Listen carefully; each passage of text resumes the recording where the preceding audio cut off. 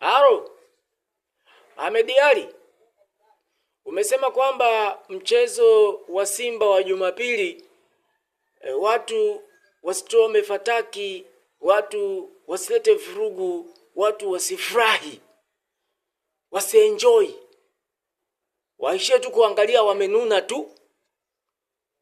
Lakini kauli yako ya mwisho ukasema atakayefanya kwa makusudi, awe mtu wa Simba, awe mtu wa upinzani, awe mtu wa Yanga, kwamba mtaruka naye na msilaumiwe, mtaruka naye na msilaumiwe.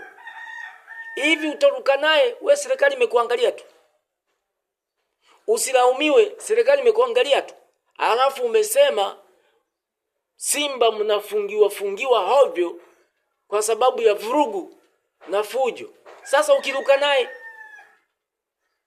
naye si utakuwa umefanya vurugu wewe? Mkondo wa sheria upo. Aro, umekata simu. Ahmed Ally.